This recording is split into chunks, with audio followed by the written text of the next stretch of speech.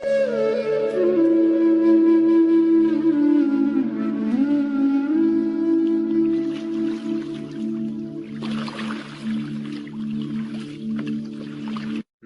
सर्वांना. सगळ्यांचं सहर्ष स्वागत. So our inspirational quote is, all power within you. You can do anything and everything. सर्व शक्ती ही तुमच्यामध्ये सामावलेली आहे. तुम्ही सर्व काही आणि काहीही करू शकता. भगवंताला त्याचं नाव घेऊन आपण त्याचंही स्मरण करूया. वसुधैव सुतं देवं कंसचाणूरमर्दनम् देवकी परमानंदम कृष्णं वंदे जगद्गुरुम. भगवान श्रीकृष्णाच्या चरणी वंदन करून आजच्या ह्या आपल्या प्रवास गीतेचा शोध स्वतःच्या या मालिकेला सुरुवात करूया. गेल्या श्लोकांपर्यंत अनेक वेगवेगळ्या मार्गाने भगवंत अर्जुनाला काही सांगू पाहतोय. खरं तर आपण आपल्याही दैनंदिन जीवनामध्ये एकच गोष्ट 4-4 वेळा सांगितली की आपल्याला राग येतो. इथेही श्रीकृष्ण हेच करतोय. भगवंत या ठिकाणी 12व्या श्लोकामध्ये सांगितलं, अरे तू आणि मी नाही, असं कधी होणार नाही, तर तुझं सत्यस्वरूप माझं सत्यस्वरूप एकच आहे. मग पुन्हा 16व्या श्लोकामध्ये आणखीन अधोरेखित केलं की आपलं प्रत्येकाचं अस्तित्व नेमकं काय आहे हेही सांगितलं. पुन्हा 17-18व्या श्लोकांमध्ये सांगतो. हे वारंवार ज्याला अधोरेखित करण्याचा भगवंत या ठिकाणी प्रयत्न करतो, तर सहसा सामान्य दृष्टिकोनातून, व्यावहारिक दृष्टिकोनातून जर पाहिलं तर ही चूक आहे. कारण सारखी सारखी एकच गोष्ट काय सांगायची. परंतु भगवंत आता शिक्षकाच्या भूमिकेमध्ये आहे, एका सल्लागाराच्या भूमिकेमध्ये आहे. आणि सल्लागार असो, शिक्षक असो, या शिक्षकाच्या वर्गात जेवढी मुलं असतील, या प्रत्येक मुलाला शिकवला जाणारा जो काही विषय आहे तो समजला पाहिजे, या दृष्टिकोनातून शिक्षक वेगवेगळ्या प्रकारे ती गोष्ट समजावून सांगण्याचा प्रयत्न करतो. कारण समोर बसलेल्या विद्यार्थ्यांची कुवत ही प्रत्येकाची स्वतंत्र असते. एखाद्याला एखादं उदाहरण लवकर कळेल तर दुसऱ्याला ते कळणार नाही. त्याला दुसऱ्या विषयात रुची असते, त्याला त्या पद्धतीनं समजावून सांगितलं तर त्याला लवकर कळेल. प्रत्येकाचा इंटरेस्ट, प्रत्येकाची ग्रास्पिंग पॉवर ही प्रत्येकाची विभिन्न आहे. आणि त्याच दृष्टिकोनातून एकच गोष्ट वेगवेगळ्या प्रकारे सांगावी लागते. कारण एका प्रकाराने सांगितल्यानंतर कदाचित 10च मुलांना कळेल, आणखीन दुसऱ्या प्रकारातनं सांगितल्यानंतर आणखीन 10 जणांना एक्स्ट्रा कळेल. पुन्हा नव्याने काहीतरी वेगळ्या उदाहरणामधून पुन्हा तीच गोष्ट सांगायचा प्रयत्न केला तर उरलेल्या मुलांना कळेल.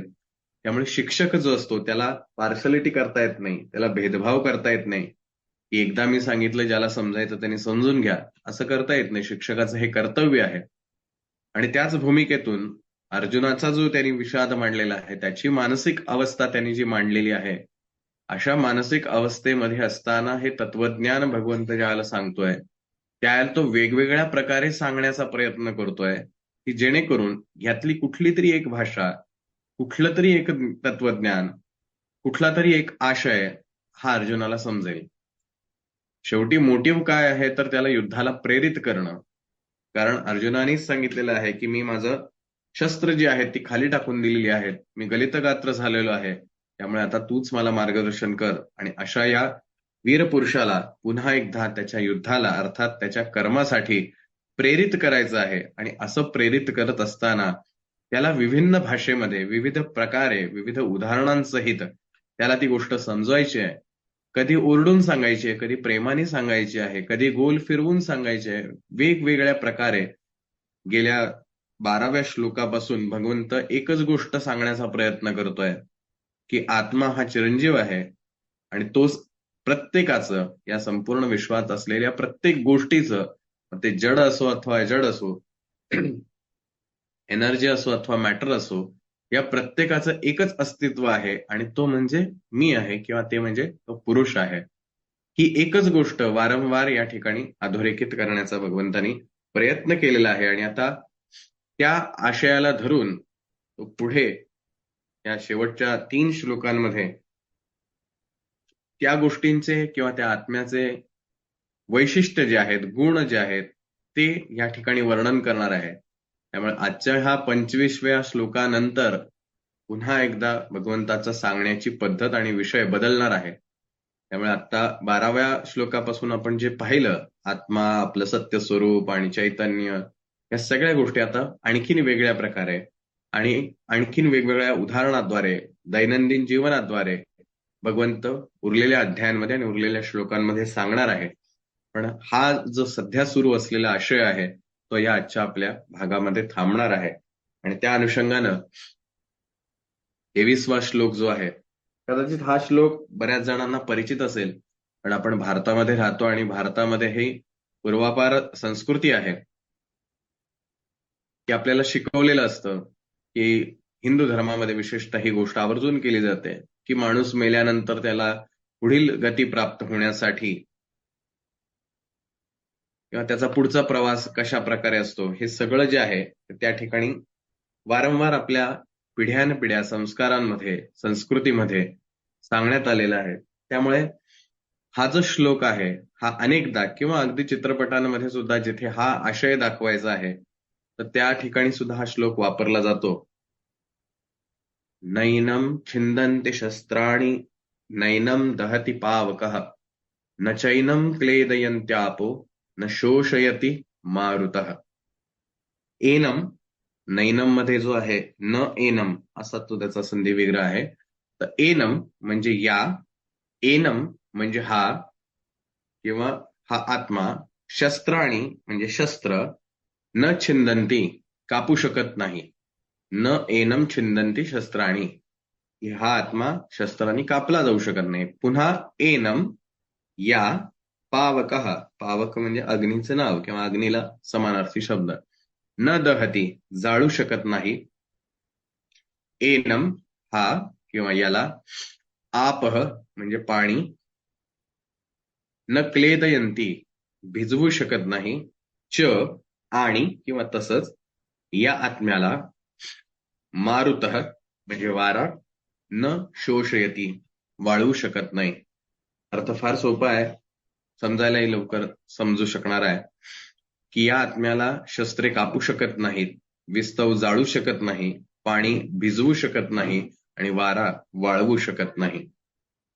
म्हणजे हा असा आत्मा जो आहे किंवा हे चैतन्य जे आहे याला कोणी काही करू शकत नाही. कुठलंही शस्त्र त्याला कापून त्याला मारू शकत नाही. कुठलीही अग्नी किंवा आग जी आहे ती त्याला जाळून भस्म करू शकत नाही. पाणी जे आहे ते त्याला कधी भिजवूच शकत नाही, म्हणजे पाण्याचा स्पर्श सुद्धा त्याला होऊ शकत नाही. आणि वारा जो आहे तो त्याला वाळवू शकत नाही, कारण वाऱ्याचाही त्याला स्पर्श होऊ शकत नाही. आता हे ऐकायला छान वाटतंय किंवा ठीक आहे, समजते बा ते आत्मा नावाचं काहीतरी आहे, तर ते असं काहीतरी भयान आहे की ज्याला कुठलाही प्रकारचा इफेक्ट जो आहे तो काही होत नाही असं आपण समजू शकतो. पण बाबा हे माझ्या वैयक्तिक जीवनामध्ये किंवा मला आकलन कसं होईल की हे खरं आहे. आणि म्हणून आज सकाळी लिहिलं होतं की थोडासा विज्ञानाचा आधार ज्यांना असेल ती ही लवकर गोष्ट समजेल. तरी मी प्रयत्न करेल की आणखीन वेगळ्या प्रकारे काही सांगता आलं तर. पण एक गोष्ट बघा याच्यामध्ये, भगवंत कसा हुशार आहे आणि किती गूढ गोष्ट त्यातनं सांगण्याचा प्रयत्न करतोय. त्याने याच्यामध्ये 4 गोष्टी उल्लेख केल्यात. 1 शस्त्र, 2 अग्नी, 3 पाणी आणि 4 वारा. आता शस्त्र म्हणजे कुठलंही शस्त्र जे आहे हे जडत्वाचं प्रतीक आहे, स्थूल गोष्ट आहे आणि स्थूल गोष्ट ही पृथ्वी तत्वाची आहे. दुसरं जे म्हटलंय त्यांनी पावकः, अग्नी जो आहे म्हणजे अग्नितत्व आलं. तिसरं त्यांनी सांगितलंय पाणी, जलतत्व आहे. आणि चौथं त्यांनी सांगितलं मारुतः म्हणजे वारा किंवा हवा. म्हणजे पंचमहाभूत जी आपण ऐकतो किंवा आपल्याला माहिती आहेत पैकी 4 गोष्टींचा इथे उल्लेख आहे, परंतु आकाश तत्व ह्याचा कुठेही उल्लेख आलेला नाही.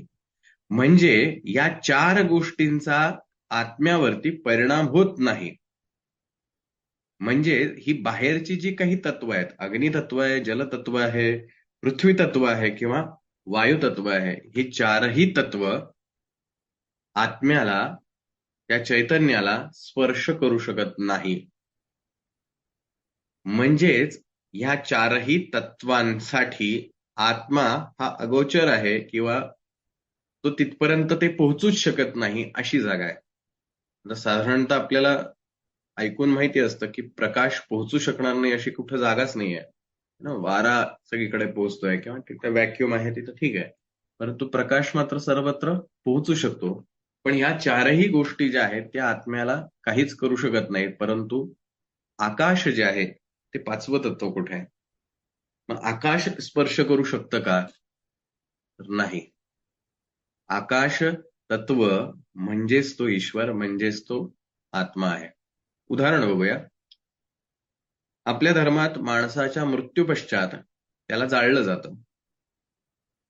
आता हे जाळत असताना आपलं हा जो काही देह आहे हा ह्या पाचही तत्वांनी बनलेला आहे असं आपल्याला माहिती आहे. मग आता हे जे शरीर आहे, जे पृथ्वी तत्वाचं प्रतीक आहे, त्याचं काय होतं जाळल्यानंतर?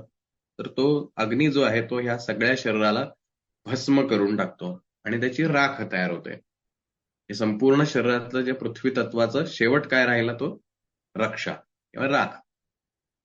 आपल्या पोटात किंवा आपल्या शरीरामध्ये पाण्याचंही प्रमाण 80% आहे. हे पाणी कुठे जातं? या पाण्याची वाफ होऊन ते पुन्हा हवेमध्ये मिक्स होऊन गेलं. म्हणजे पाणी हे सुद्धा या अग्नीने स्पर्श करू शकलं. आता तिसरं जे तत्व आहे की आपल्या शरीरात सुद्धा टेम्परेचर आहे, आपल्या शरीराला अग्नी आहे पोटामध्ये, त्यामुळे अग्नीचंही अस्तित्व आहे. हा अग्नी कुठे जातो? तर हा अग्नी त्या दहन करणाऱ्या अग्नीशी एकरूप होऊन जातो, कारण अग्नी अग्नी सेपरेट राहू शकत नाही, एकच रूप आहे. त्यामुळे तेही आपल्याला स्वतंत्र असं दिसत नाही की अरे इकडनं अग्नी गेला, इकडनं पाण्याची वाफ झाली, असं काही आपल्याला दिसत नाही. आता जे महत्वाची जी गोष्ट आहे की आपल्या शरीरामध्ये अनेक ठिकाणी अवकाश म्हणजे कॅव्हिटी आहे, पोकळी आहे. ही पोकळी कुठे गेली? किंवा एक तत्व राहिलं आपलं हवा, ही जी गोष्ट आहे, हवेचं काय होतं? तर अग्नीमुळे या हवेचं तापमान वाढतं, तापमान त्याचं वाढून जातं, टेम्परेचर वाढतं. म्हणजे त्या वायूवर सुद्धा या अग्नीचा परिणाम झाला. ही चारही तत्व आपल्या शरीरातली जी आहेत, या चारही तत्वांवरती या अग्नीचा परिणाम झाला. परंतु आता पाचवं जे तत्व आहे, अवकाश, स्पेस, कॅव्हिटी आहे आपल्या शरीरामध्ये वेगवेगळ्या ठिकाणी.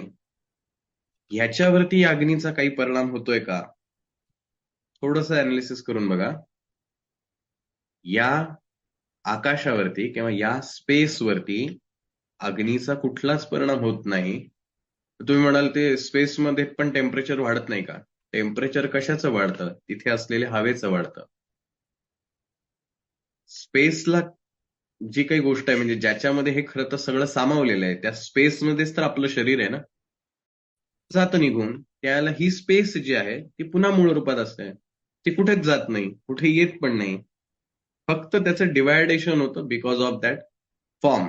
आपल्या शरीराचं जे काही रूप आहे, अंतर्गत जे काही अवयव आहेत, ह्या सगळ्यांमुळं त्या स्पेसला, त्या आकाशाला, त्या पोकळीला विभागणी तयार होते. दोन स्वतंत्र अस्तित्व निर्माण होतात. परंतु जेव्हा ही चारही तत्व आपापल्या ठिकाणी निघून जातात, त्याला हे आकाश तत्व तिथेच राहतं. कारण ते नव्हतं अशी कधीच वेळ असू शकत नाही. विदाउट स्पेस स्वतःला अज्युम करून बघा. आपण स्वतः पण जाऊ शकतो का तिथे? नाही जाऊ शकत. कारण तिथे स्पेस अवेलेबल नाही. जर स्पेस अवेलेबल असती, एक माणसाला उभं राहण्या इतपत जर त्याला स्पेस असते, तर तो आत शिरू शकला असता. स्पेस नसल्यामुळे तो तिथे जाऊ शकत नाही. म्हणजे या आकाश तत्वाशिवाय आपलं अस्तित्व झिरो आहे. आता आपण गुरुचरित्र वाचतो.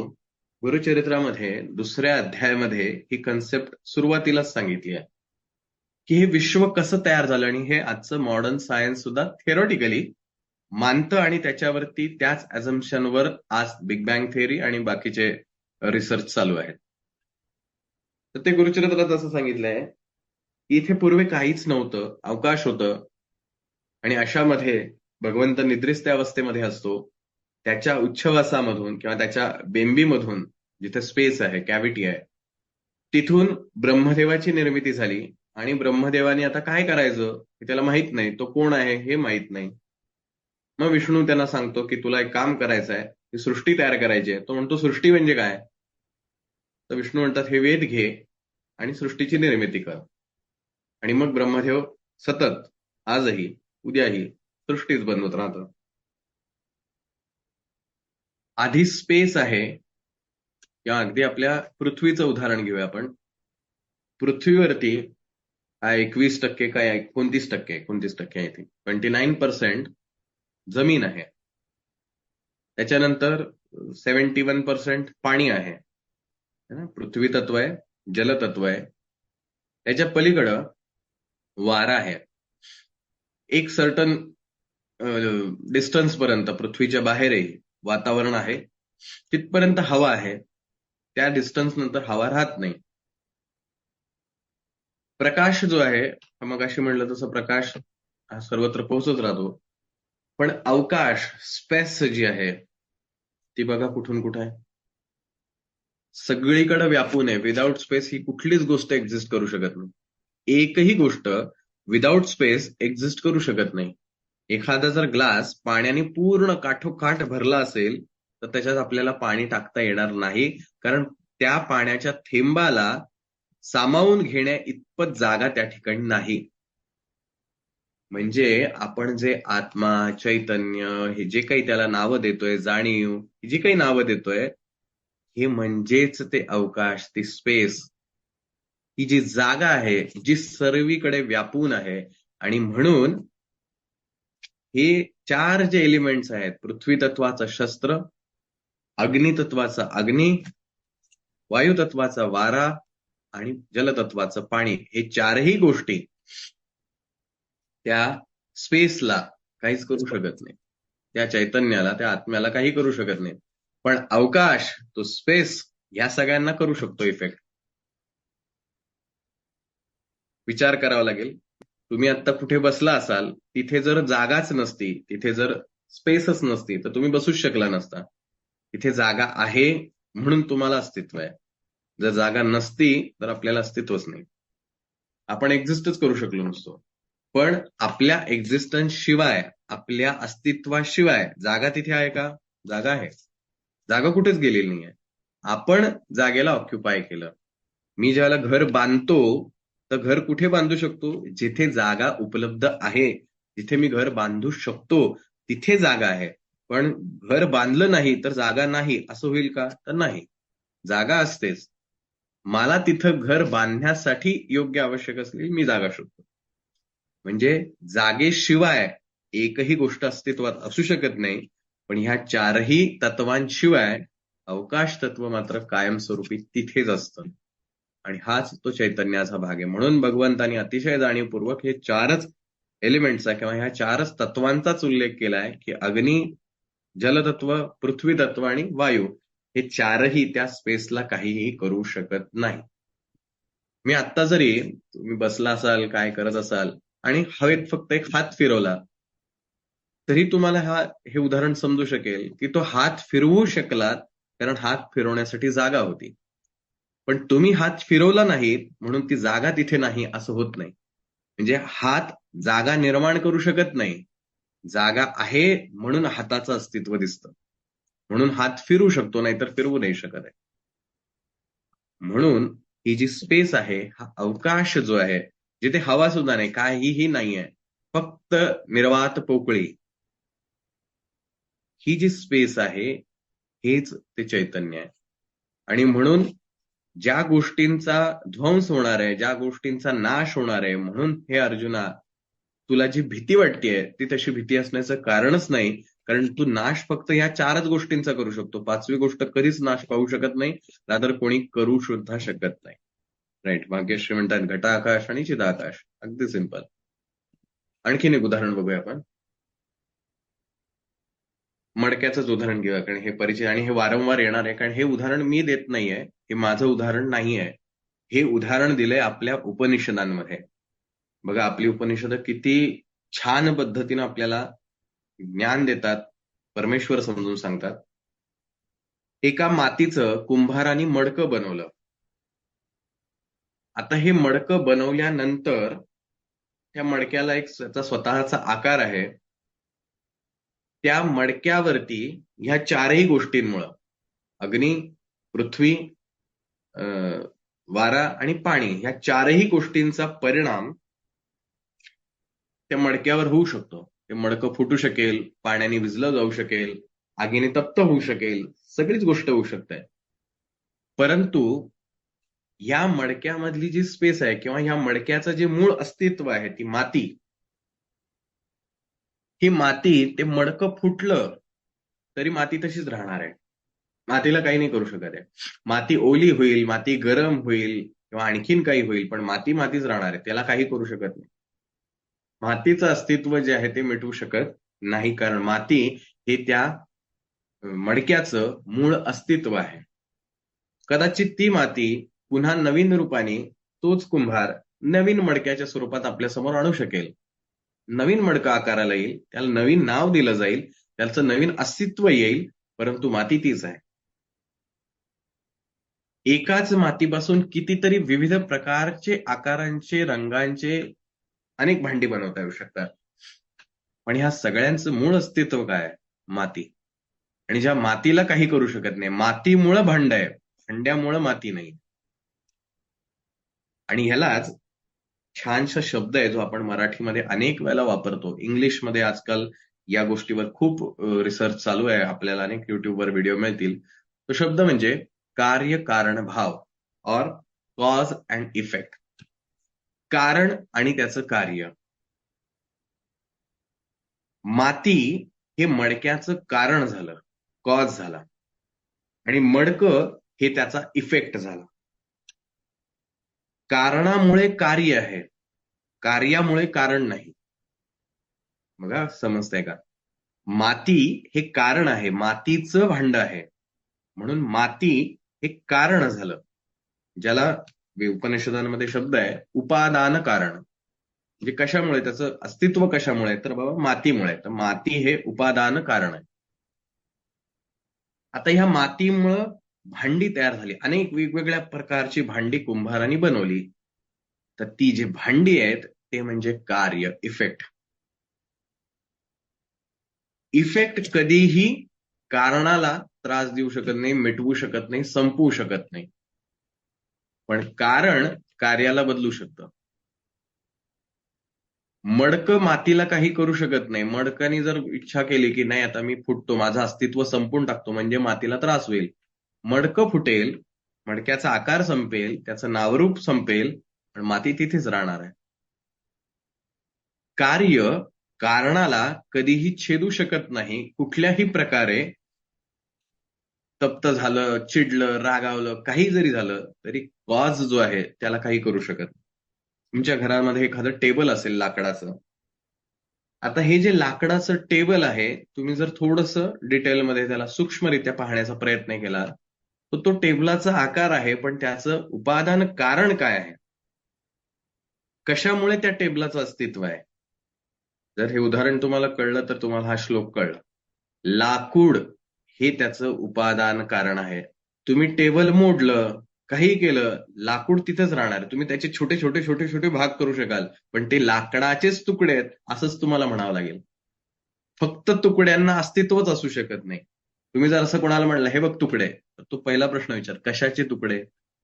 लाकडाचे तुकडे. कार्य काय होतं? टेबल. कार्य बदलू शकतं का? बदलू शकतं की. टेबलाची आहे, लाकडाची खुर्ची बनवू शकतो, लाकडाचा आणखीन काहीतरी बनवू शकतो, कितीतरी प्रकार होऊ शकतात, कार्य अनेक होऊ शकतात, कारण एकच आहे. बरं, आता हे कारण जे आहे ते लाकूड फक्त स्वतःचा आकार घेतं का? तर नाही. याला आणखीन एका कारणाची जोड द्यावी लागते, त्याला म्हणतात निमित्त कारण. म्हणजे हे लाकूड कोणीतरी झाडाचं तोडलं असेल, त्याला आकार दिला असेल, त्याच्यावरती मेहनत घेतली असेल, तर ज्या माणसाने ती सगळी मेहनत घेतली, म्हणजे त्या व्यक्तीची जी एनर्जी लागली तिथे, दॅट एनर्जी इज कॉल्ड निमित्त कारण. उपादान कारण आणि निमित्त कारण या दोघांचं मिक्सचर होऊन निर्माण झालं ते कार्य. या दोन उदाहरणावरनं समजलं असेल, राईट? तो लाकडाचे तुम्ही विविध आकार बनवू शकता, विविध वस्तू बनवू शकता, सगळं बनवू शकता, पण ती वस्तू लाकडाला संपवू शकत नाही, पण लाकूड सगळ्यांनाच संपू शकतं. लाकडामुळेच त्याचं अस्तित्व आहे. आपलं अस्तित्व जे आहे, आपला जो एक्झिस्टन्स आहे, मी सागर आहे, माझं मन विचार करतंय, माझं शरीर असं काम करतंय, मला आज छान वाटतंय, मला आज वाईट वाटतंय, व्हॉट एव्हर. हे सगळं जे आहे, हे कार्य आहे. ह्याचा कॉज जो आहे, कारण जो आहे, जे कधीच संपू शकत नाही, आणि ते म्हणजे आत्मा, चैतन्य, एनर्जी, त्याला काही नाव देऊ, यापैकी कुठलंही, ईश्वर, काही नाव द्या तुम्ही. म्हणजे ही जी स्पेस आहे, हे जे चैतन्य आहे, त्याच्यामुळे आपलं अस्तित्व आहे, आपल्यामुळे तो नाहीये. आणि त्यामुळे त्या कारणापासून अनेक आकार निर्माण होऊ शकतात, आणि म्हणून आपण मागच्या श्लोकांमध्ये पाहिलं होतं, मागच्याच पार्टमध्ये, शांत आणि अनंत. आत्मा हा अनंत आहे, म्हणजे तो एकच असला पाहिजे, तो अनेक असू शकत नाहीत. म्हणजे असं म्हणू शकत नाही जगाची लोकसंख्या 8 अब्ज आहे, तर 8 अब्ज आत्मे आहेत, हे म्हणणं म्हणजे असं होईल की तो आत्मा फायनाईट आहे, लिमिटेड आहे. पण भगवंतांनी स्वतः सांगितलं की हा तर अनलिमिटेड आहे, इनफायनाईट आहे, आणि इनफायनाईट कधी दोन असू शकत नाही. म्हणून हे जे संपूर्ण विश्व आहे, या संपूर्ण विश्वामध्ये तो एकमेव आहे. हे लाकडाचे हजारो प्रकार बनवा, पण कॉज काय? लाकूड. त्यामुळे तुम्ही काय, मी काय, या जगातली तुमच्या डोळ्यांसमोर दिसणारी कुठलीही जड वस्तू किंवा चैतन्य असेल, एनर्जी असेल, जी म्हणजे तुमच्या प्रत्यक्ष इंद्रियांना गोचर होते, कानावर आवाज पडतो, डोळ्यांनी दिसू शकतं, त्वचेला स्पर्श होऊ शकतो, नाकानी गंध येऊ शकतो, हे सगळं जे काही होऊ शकतं तेही. आणि जे हे सगळं होऊ शकत नाही म्हणजे मनातले विचार, हे आपल्याला काही डोळ्यांनी पाहता येतात का? नाही पाहता येत. आपल्या कानांनी आपले विचार ऐकता येतात का? नाही विचार ऐकता येत. पण तरी ते आहेत, हे आपल्याला नाकारता येत नाही, की नाही नाही, माझ्या मनात काही विचार नाही, असं आपण म्हणू शकत नाही. म्हणजे मन स्वरूपात असलेलं आपलं जे सूक्ष्म शरीर आहे, कारण शरीराच्या आपण मागच्या श्लोकामध्येही बघितलं, आणि जयश्री मॅडमनी जो पहिला पार्श्वभूमीचा भाग घेतला होता त्याच्यातही त्यांनी सांगितलं, 3 प्रकारचे शरीर आहेत. कारण मागचा सेशन झाल्यानंतर जयश्री मॅडमचा आय थिंक प्रश्न विचारला होता, की मग हा आत्मा हे शरीर सोडल्यानंतर पुढे जातो कुठे, किंवा कसा जातो, या प्रकारे. तर हे आपल्याला समजून घ्यायचंय. तो कुठेच जात नाही, तो तिथेच असतो. जातंय ते कोण? हे जे 3 शरीर जे आहेत, या 3 शरीरांना हे सगळं एक्सपिरियन्स करावं लागतं.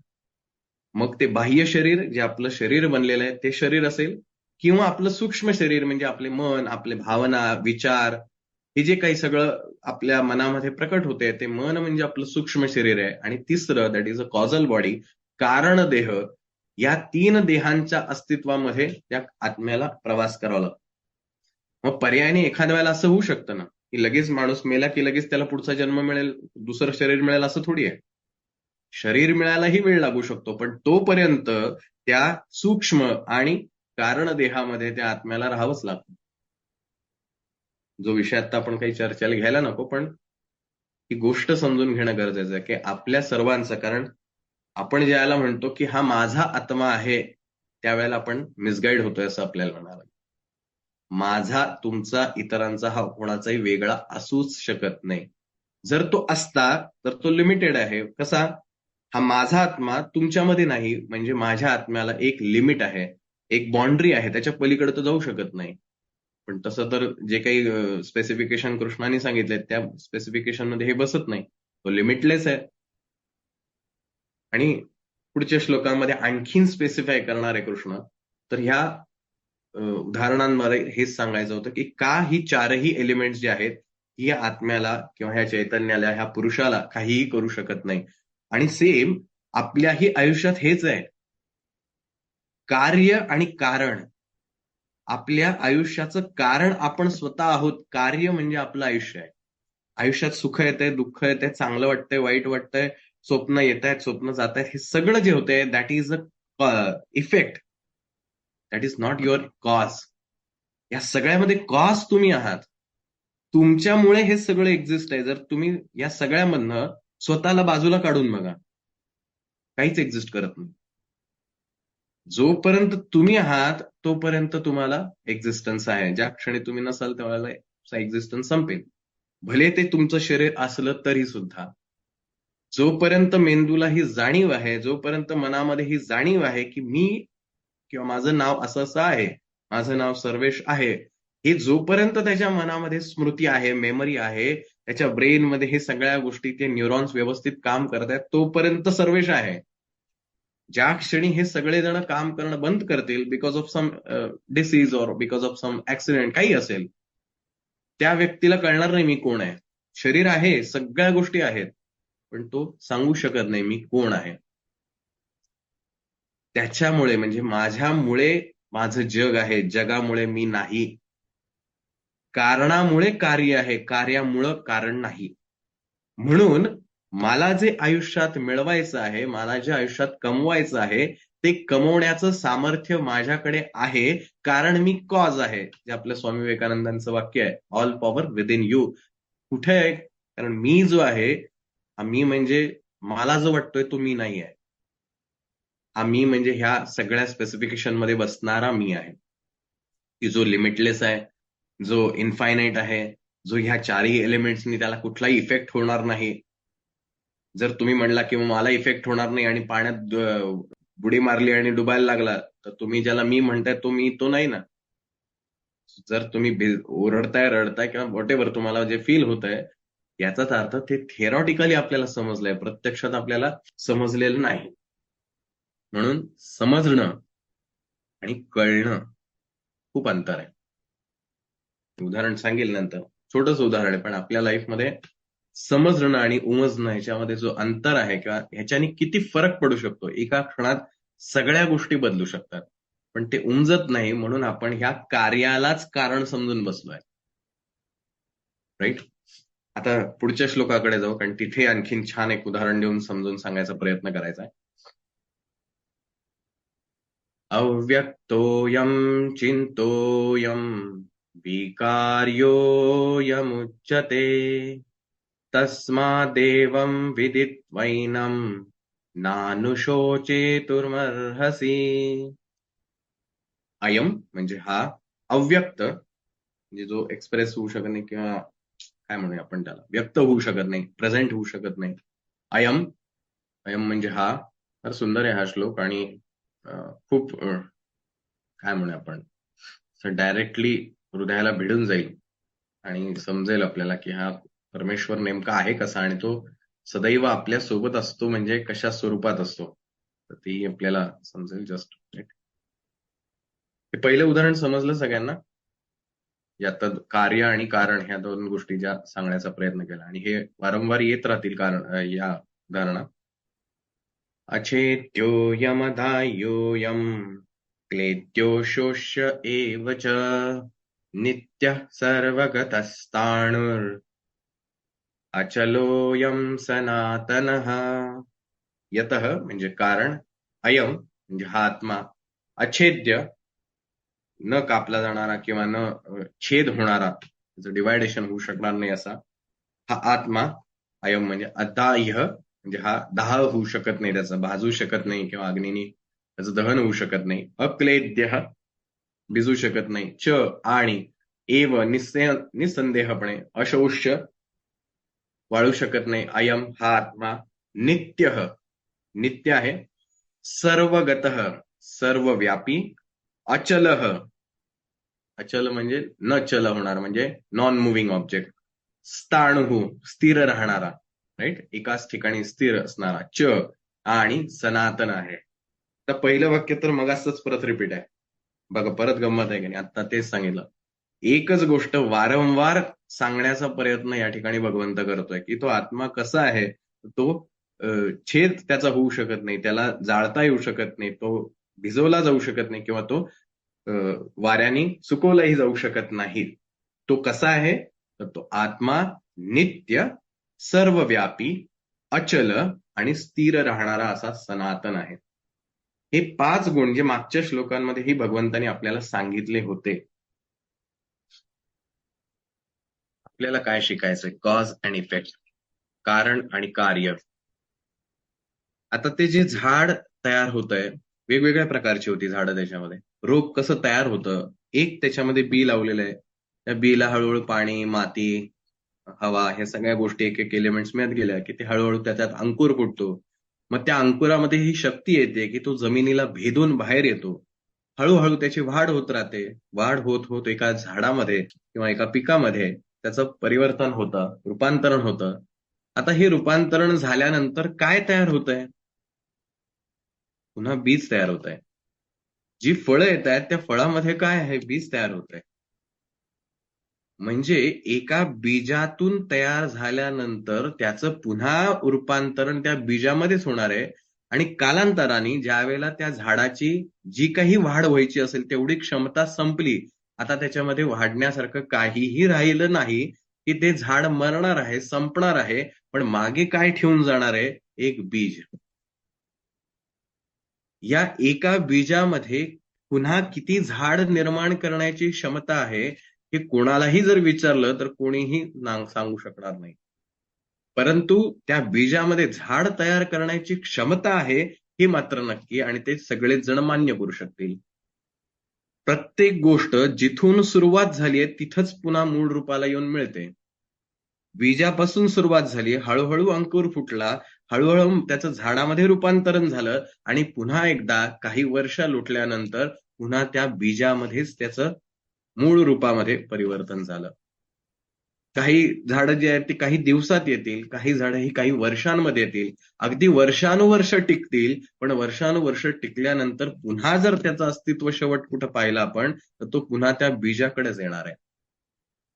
समुद्राचं पाणी होतं, समुद्रातल्या पाण्याची वाफ होते, त्या वाफेचे ढग तयार होतात, ढगापासून पाऊस पडतो, पावसाचं पाणी, डोंगरावरचं पाणी हळूहळू करत पुन्हा समुद्राकडे येतं आणि पुन्हा त्या समुद्राच्या मूळ पाण्याच्या रूपामध्येच मिसळून जातं. तर डोंगरावर पडलेला पाऊस तिथून तो वाटचाल करत करत झरा, ओढा, नाला, एक एक प्रवास करत नदी आणि मग समुद्राला येऊन मिळतो. समुद्रात पाण्याची वाफ होते, पुन्हा ढग बनतात आणि पुन्हा त्या ढगाद्वारे त्याच डोंगरावरती पुन्हा पाऊस पडतो.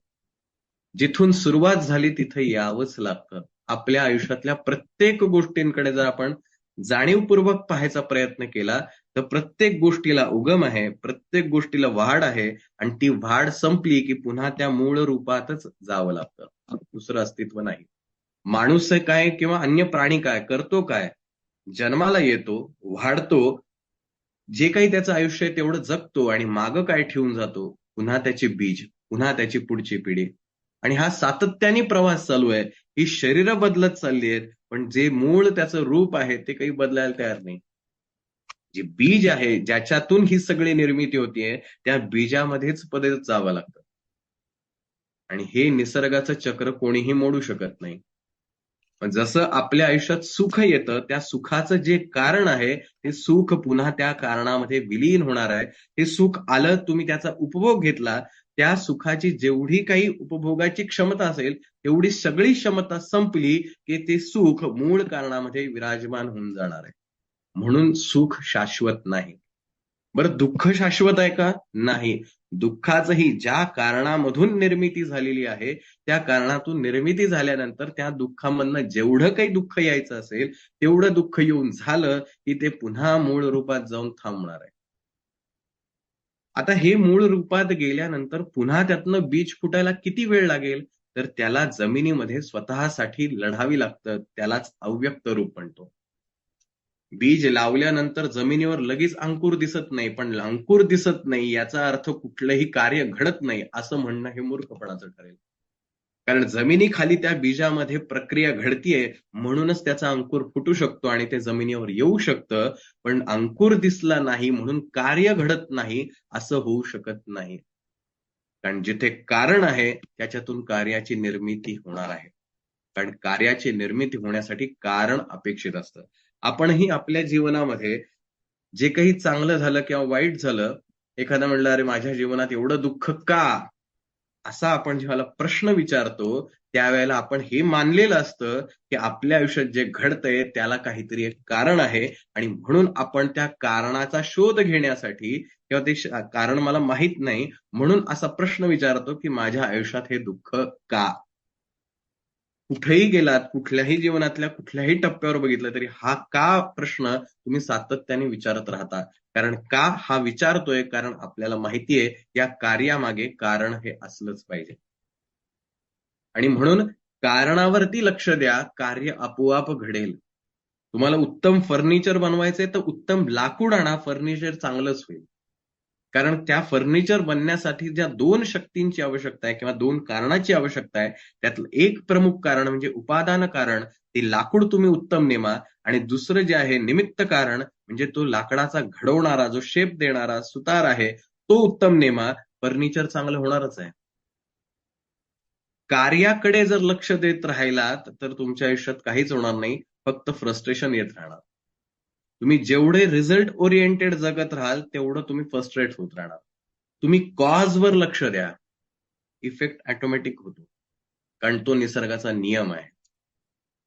आपण तो गीतेमधला एक श्लोक जो आहे, कर्मण्येवाधिकारस्ते मा फलेषु, आपल्याला सांगण्यात येतं किंवा आपण असं समजूत केलेली असते, की आपण फक्त कर्म करत राहा, फळाची अपेक्षा करू नका. मूर्खपणाचं आहे. ते अगेन्स्ट द लॉ आहे, निसर्गाच्या विरुद्ध आहे. कारण जिथे तिथं कार्य येणारच. तुम्ही कारणावर भर द्या. भगवंताला सांगायचं तुम्ही रिझल्टवर फोकस करून तुमचे कामं करत बसू नका. एकदा रिझल्ट ठरवा. काय ध्येय आहे तुमचं आयुष्यातलं ते एकदा ठरवा. आणि त्याची कारणं तुम्ही ठरवा, की आता ह्या कारणांचा म्हणजे उपादान कारण आणि निमित्त कारण हे कुठले चूज करायचेत आपल्याला. ते एकदा ठरवलं, की त्याच्या कामावर लागा. रिझल्ट ऑटोमॅटिक येणार आहे. पण रिझल्टचा विचार करत असल्यामुळे आपल्याला रोजच्या रोज चिंता वाटते, काळजी वाटते आणि कारण बिघडत जातं. आणि कारण बिघडलं की त्याचं कार्य बिघडलंच पाहिजे. Because for there every action there is a reaction. So कारण जेवढं स्ट्रॉंग असेल, इफेक्ट तेवढा स्ट्रॉंग येणार. जेवढं तुम्ही तुमचं जे काही स्वप्न, जे काही प्रॉब्लेम्स असतील, त्या सगळ्या गोष्टी प्रॉब्लेम्स आहे म्हणजे काय? इफेक्ट आहे. कार्य दिसतंय. बाबा काहीतरी घडलेलं आहे त्याचं कारण म्हणून हे कार्य आलंय. आता जर मला तो इफेक्ट बदलायचा असेल तर काय करावं लागेल? ऑफकोर्स ज्या कारणातून त्याची निर्मिती झाली आहे ते कारणच बदलावं लागेल. ते कारण जर मी बदलू शकलो तर इफेक्ट ऑटोमॅटिक बदलणार आहे. वेगळं काहीच करायची गरज नाही. यावर्षी मी पीक लावायचं होतं, मला कुठल्या वांग्याचं पीक लावायचं होतं. मी लावले टोमॅटोची बिया.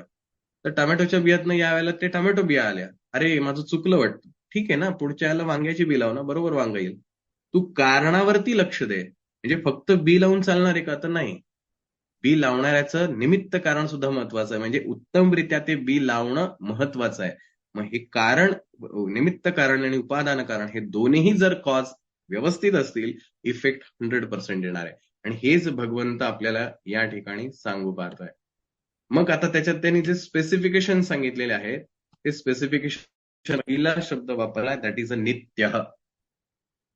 अशी गोष्ट जी कायम एक्झिस्ट करते. जे मगाशी आपण सांगितलं स्पेस, जी कायम एक्झिस्ट करते ती नाही असं कधीच होऊ शकत नाही. एनर्जी ही आहे म्हणूनच आपलं अस्तित्व आहे. त्यामुळे एनर्जी नेव्हर असं आपण म्हणू शकत नाही. नेव्हर जी एनर्जी जी आहे ती एक्झिस्ट करत नाही आता. असं होऊ शकत नाही. ती कायम असते. फॉर्म वेगवेगळे असू शकतात.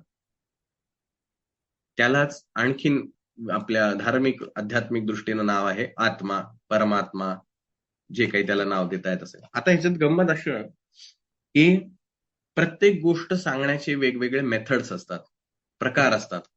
आणि आपल्या वैदिक सनातन शास्त्रामध्ये 3 प्रकार सांगितले आहेत. एक म्हणजे अद्वैत सिद्धांत प्रिन्सिपल जे आहेत. अद्वैत प्रिन्सिपल, विशिष्ट अद्वैत आणि तिसरं द्वैत. ड्युअलिझम आणि नॉन ड्युअलिझम. द्वैत म्हणजे काय? की माझा आत्मा आहे आणि तो परमेश्वराचा आहे. किंवा हा जीवात्मा, तो परमात्मा. म्हणजे द्वैत सांगणं. मी आणि तो परमेश्वर एकच आहे म्हणजे तो इन्फायनाईट आहे. माझा आत्मा आणि त्याचा आत्मा असा स्वतंत्र असूच शकत नाही, म्हणजे अद्वैत सिद्धांत आहे. तुम्हाला कुठली फिलॉसॉफी वापरायची किंवा विशिष्ट अद्वैत म्हणजे काय? तर मी त्या परमात्म्याचा एक अंश आहे. दॅट इज अ विशिष्ट अद्वैत. पहिलं काय होतं? मी आणि तो परमात्मा. या 2 गोष्टी आहेत. दुसरं विशिष्ट अद्वैत, मी त्याचाच अंश आहे. आणि तिसरं अद्वैत म्हणजे काय? मी आणि तो एकच आहे. आम्ही दोघं सेपरेट असूच शकत नाही. We both are same. Right? So ह्या 3 प्रकार आहेत. आपल्याला जो आवडेल, जो पचेल, जो रुचेल तो आपण निवडावा आणि त्या पद्धतीनं आपण काम करावं. तेही आपण पुढे जाऊन बघणार आहोत. प्रत्येक मेथड जी आहे, प्रिन्सिपल जे आहे ते एकाच डेस्टिनेशनला घेऊन जातं. कुठेही बदलून घेऊन जात नाही. आपली आवड, आपल्या इनर जे काही फिलिंग्स आहेत किंवा आपले इनर जे स्ट्रेंथ आहे त्याच्यानुसार आपण आपला निवडायचा आहे. आता हा जो शब्द भगवंतांनी इथं वापरलाय की आत्मा हा नित्य आहे. नित्य मीन्स काय? कायम अस्तित्वात असणारा. मी मागे म्हणलं होतं आपल्याला समजेल असं कायम अस्तित्वात काय आहे? आपली जाणीव, जी सदैव आपल्यासोबत आहे. ज्याच्याशिवाय आपलं अस्तित्व असू शकत नाही. मागे उदाहरण जे दिलं होतं, की आपल्या हातात टॉर्च आहे आणि अंधाऱ्या खोलीमध्ये आपण एखादी गोष्ट शोधत असू, तर ती वस्तू दिसण्याला कारण काय आहे? तो लाईट आहे. पण तो लाईट माझ्या हातात आहे म्हणून मी तो त्या ठिकाणी पाडू शकलो. म्हणून उपादान कारण आणि निमित्त कारण. पण त्या लाईटच्या अस्तित्वाशिवाय मला ती गोष्ट दिसणंच शक्य नाही. म्हणून प्रत्येक जे काही क्रिया घडतेय किंवा जे काही कार्य घडतंय, या प्रत्येक कार्यामध्ये हा एक्झिस्ट करतो. कॉज जे आहे ते एक्झिस्ट करतच. झाड आहे याचा अर्थ आपण असं म्हणू शकतो, की आधी बी होतं. समुद्राच्या पाण्याची वाफ होते याचा अर्थ तिथं पाणी असलं पाहिजे म्हणजे आधी पाऊस झालेला असला पाहिजे. असं तर होऊ शकत नाही डायरेक्ट पाऊस आलाय. म्हणजे आधी कुठलं तरी एक कारण असलं पाहिजे. त्या कारणाशिवाय कुठली गोष्ट एक्झिस्टच करू शकत नाही. मग हे कारण जे आहे ते म्हणजे नित्य आहे. तो आत्मा जो आहे, तो ईश्वर जो आहे, तो ह्या सगळ्याचं कारण आहे. आणि म्हणून आपण सर्व काही आणि काही जे म्हणू करू शकतो, असं स्वामीजी म्हणतायत. तर आपण म्हणजे तो ईश्वर आहे, हे आपल्याला समजणं जास्ती गरजेचं आहे. दुसरा शब्द किंवा दुसरं विशेषण जे आत्म्याला लावलेलं आहे, दॅट इज अ सर्वगतः. सर्वगतः म्हणजे सर्वव्यापी. आता जर मी असं म्हटलं, की माझा आत्मा, तर तो माझा आत्मा माझ्यामध्ये आहे ना. आणि जर असं असेल, असं जर आपण म्हटलो, की हा माझा आत्मा, तर मग कृष्णाने जे इथे विशेषण सांगितले ते लागू पडत नाही, की हा सर्वव्यापी आहे. सर्व ठिकाणी हा व्यापून आहे, असं ह्या आत्म्याचं वर्णन भगवंतांनी केलेलं आहे. म्हणजेच तो स्थळ, काळ आणि काय म्हणूया त्याला, स्थळ, काळ आणि वेळ या 3 गोष्टींच्या परे आहे, पलीकडचा आहे. या तिन्ही गोष्टींनी त्याने काही फरक पडत नाही. आता ह्याच्यात गंमत अशी आहे, सर्व गतांनी आपलं आयुष्य खूप बदलू शकतं. आपल्या प्रत्येकाच्या आयुष्यात दुःख आहे. आज सुख असेल, उद्या दुःख येणार आहे. हेही तितकंच खरं आहे. मग आता मला माझं लाईफ छान बनवायचंय. माझे जे काही ड्रीम्स आहेत, पॅशन आहे, माझं करिअर असेल, व्हॉटएव्हर जे काही आहे, मला ते खूप छान करायचंय. माझं लाईफ खूप एन्जॉय करायचं. हे सगळ्या गोष्टी आहेत. मग मला ह्या सर्वगतः या कन्सेप्टवरती काम करावं लागेल. एक पहिली गोष्ट मला एक असं तरी मान्य करावं लागेल, की मी सर्वव्यापी आहे. म्हणजे सगळ्यांमध्ये, प्रत्येक माणसांमध्ये, प्रत्येक मनुष्येतर जीवांमध्ये आणि ज्या वस्तू आहेत, जे काही जड आहे, त्या सगळ्यांमध्येच. तसंच जे सूक्ष्म आहे, जसं माझं मन आहे, तसं दुसऱ्यांचंही मन आहे, तसं प्राण्याचंही मन आहे. ही सगळ्यांची जी मनं आहेत, या सगळ्यांमध्ये मीच आहे. त्याला दुःख झालं, की मला दुःख होतं. त्याला आनंद झाला, की मला आनंद होतो. दॅट इज कॉल्ड सर्वव्यापी.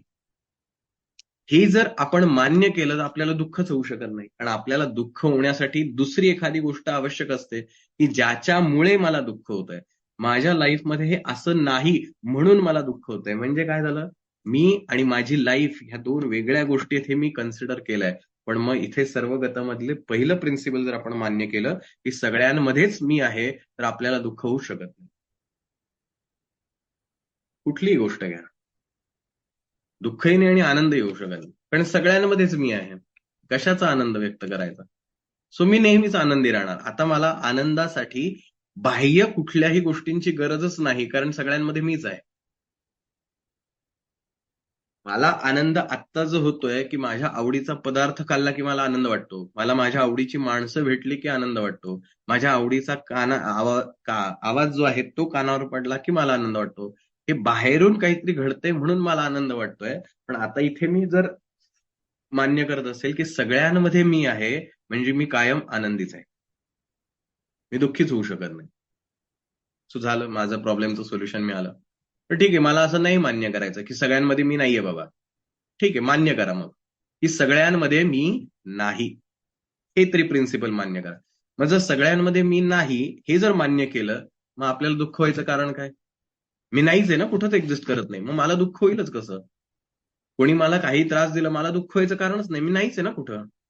जसं पिक्चर पाहताना त्यांनी त्या विलननी हिरोला मारलं, हिरोनी विलनला मारलं, आपल्याला दुःख होतं का? नाही. कारण तो पिक्चर वेगळा आहे हे आपल्याला माहिती आहे. आपण त्या पिक्चरमध्ये नाही आहोत. आपल्याला कोणी मारत नाही हे आपल्याला माहिती आहे. म्हणून आपल्याला त्याचं दुःख होत नाहीये. सेम वेनी मग तुम्ही जर हे मान्य करत असाल, की मी कशातच नाहीये, तर मग तुम्हाला कशाने दुःख व्हायचंही कारण नाही आणि आनंद व्हायचंही कारण नाही. म्हणजे तुम्ही पुन्हा आनंदी राहिला कायमस्वरूपी. तुम्हाला कुठल्याही गोष्टीचा अफेक्ट होण्याचं काही कारणच नाही. आता निवडायचंय तुम्हाला कुठली गोष्ट तुम्हाला जास्ती चांगली वाटते, की सगळ्यांमध्ये मी आहे, तर कोणामध्येच मी नाहीये. कोणामध्ये म्हणजे कोणामध्ये हा.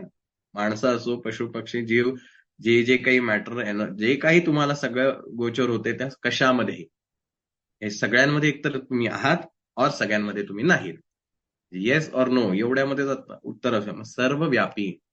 भगवंत इथे म्हणतोय, आपण मानायचं नाही मानायचं हा वेगळा प्रश्न आहे. कृष्णाने तर सांगितलंय की हा जो आत्मा आहे हा सर्वगतः सर्वव्यापी आहे. जर कृष्णाने असं म्हटलं असतं की हा सर्वगतः नाही, हा शरीरगत आहे किंवा देहगत आहे, म्हणजे काय, एका शरीरामध्ये मर्यादित आहे असं म्हटलं असतं, तर आपण म्हणू शकलो असतो प्रत्येक शरीरामध्ये वेगवेगळा आत्मा आहे. भगवंताने असं म्हणलेलं नाही. तो म्हणतो हे सर्वव्यापी आहे. मग जर सर्वव्यापी असेल तर जगात काय घडवायचं ह्याची क्षमता कोणाकडे असली पाहिजे? येस. सर्वव्यापी जर असेल तर आपल्या आयुष्यात काय घडवायचं, कशाने दुःखित व्हायचं, कशाने आनंदित व्हायचं, हे कोणावरती अवलंबून असेल. सेल्फ कोण आहे एवढं फक्त लक्षात ठेवा. तुमच्या मनातला विचार नाही आणि तुमचं शरीरही नाही. कारण तुमच्या मनातल्या विचारांवर या बाह्य गोष्टींचा परिणाम होतो. शरीरावर बाह्य गोष्टींचा परिणाम होतो. ज्याच्यावर परिणाम होत नाही आणि जो नित्य आहे तो म्हणजे तुम्ही आहात. मग तुम्ही तुमच्या आयुष्यात काही करू शकला पाहिजे. मग कशाला घाबरताय? आणि म्हणून ही तुमच्याकडे शक्ती आहे म्हणून तुम्ही धीट बना, असं स्वामीजी वेळोवेळी सांगत गेले. की धैर्यवान बना, निडर बना तुम्ही, कारण तुमच्यामध्ये ती क्षमता आहे. आपण स्वामींचा तारक मंत्र म्हणतो, त्याच्यामध्ये कुठं वेगळं सांगितलंय. निशंक हो, निर्भय हो मनारे, प्रचंड स्वामी बळ पाठीशी रे, अतर्क्य अवधूत हे स्मर्तृगामी. हे जे आपण म्हणतो, ही प्रचंड ताकद म्हणजेच तो चिरंतन आत्मा आहे. जो सर्वव्यापी आहे. जर सर्वव्यापी असेल तर बाहेरचे फक्त इफेक्ट आहेत. कॉज एकच आहे. जो कॉज तुमच्यामध्ये तो कॉज त्याच्यामध्ये सुद्धा आहे. सेम आहे. म्हणून तुम्ही स्वतःवरती कॉजवर काम करा. इफेक्ट ऑटोमॅटिकली बदलेल विदिन सेकंड. कारण इथे तारक मंत्रामध्ये पण काय सांगितलं, स्मर्तृगामी. विदिन सेकंड ते प्रकट होऊन जातं. का? कारण ते तिथेच असतं. म्हणून आयुष्यामध्ये जेव्हा हरल्यासारखं वाटतं, खचल्यासारखं वाटतं, त्यावेळेला आपल्याला आपलं सत्य स्वरूप जाणून का घ्यायचंय? का अर्जुनानी ज्यावेळेला विषाद मांडलाय, की आता मी युद्ध करू की नको करू याच्याबद्दल गाईड कर. त्याला भगवंत सुरुवातीलाच हे का सांगू पाहतोय? कारण तू तुझी शक्ती पहिली ओळख. तू नेमका आहेस कोण ह्याची पहिली ओळख करून घे. बाकीच्या गोष्टी सहज होतील. आणि हे जर तुला जमलं नाही तर बाकीचं करून पण उपयोग होणार नाही. म्हणून पहिल्या श्लोकापासून भगवंतांनी अगदी हार्डकोर नॉलेज द्यायचा प्रयत्न केलाय. मग हा जो परमेश्वर आहे हा सर्वव्यापी आहे. म्हणजे याला काळाचा भेद नाही. म्हणजे आपण असं जर म्हणलो की मी 100 वर्षापूर्वी नव्हतो, आता आहे आणि कदाचित 100 वर्षानंतर मी नसेल, असं जर आपण म्हटलं तर हा सर्वगत होऊ शकत नाही. आणि जर तो सर्वगतः असेल तर तो 100 वर्षापूर्वीही होता, आजही आहे आणि नंतरही असणार आहे. म्हणून मागच्या श्लोकामध्ये भगवंतांनी सांगितलं होतं की हा जन्मालाही येत नाही, मारलाही जात नाही. कारण तो कधी असू शकत नाही. स्पेस आधी नव्हती, आता आली, आता परत थोड्या वेळाने जाणार आहे स्पेस, असं होऊ शकत नाही. स्पेसमध्ये वस्तू येते, स्पेसमधनं वस्तू निघून जाते, स्पेस तिथंच राहते. ग्लासामध्ये पाणी येतं, ग्लासातलं पाणी संपतं, ग्लासातली स्पेस तशीच राहते.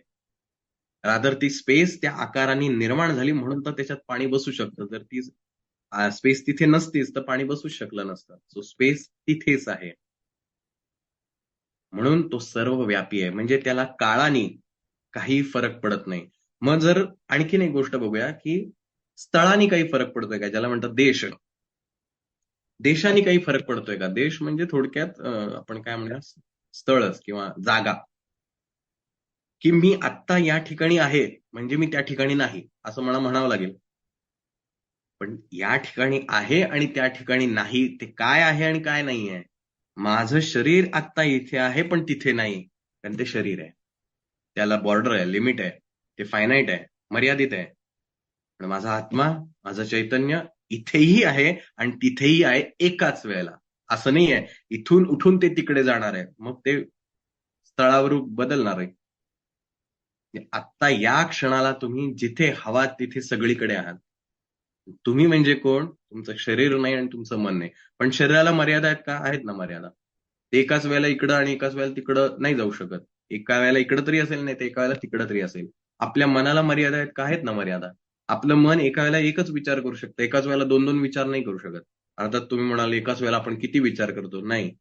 ते पुन्हा तर फिजिक्सच्या प्रिन्सिपल सारखंच आहे ते. इतक्या फास्टली मूव्ह करतं त्यामुळे आपल्याला वाटतं सगळं एकच आहे. पण तसं नाहीये. जर डिटेलमध्ये गेलो, ती फ्रेम जी असते ती फ्रेम व्हिडिओची जर आपण डिटेल केली तर आपल्याला कळतं एक काही सेकंदाचा व्हिडिओ जरी असले तर त्याच्यामध्ये किती फ्रेम्स असतात. पण त्या इतक्या फास्टली मूव्ह होतात त्यामुळे आपल्याला ते मूव्हिंग ऑब्जेक्ट वाटतं. पण तसं नाहीये. सेम वेनी मन आपलं एका वेळेला एकच विचार करू शकतं.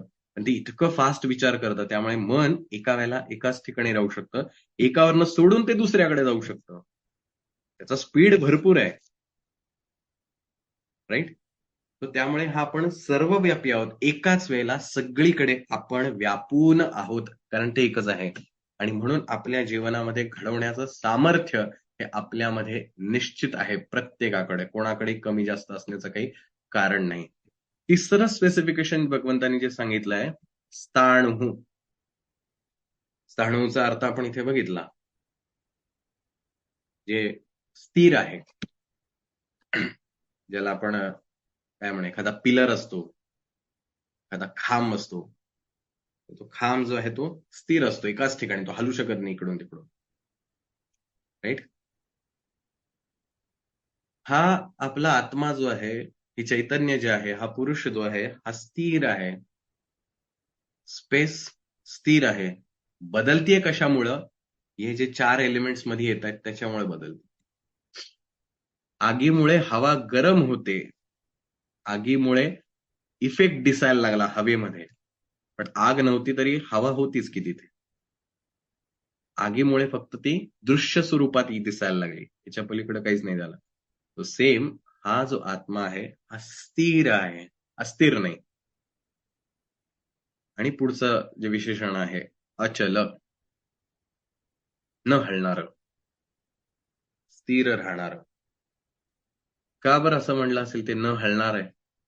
कारण ते मूळ तत्व आहे. ते कधीच बदलू शकत नाही. म्हणजे बीजामधून वृक्ष निर्माण होण्याची जी बीजामध्ये शक्ती आहे, ती जी निर्मितीचे जे तत्व आहे, ते त्या बीजामध्ये कॉन्स्टंट राहणार आहे. ते कधीच जाऊ शकत नाही.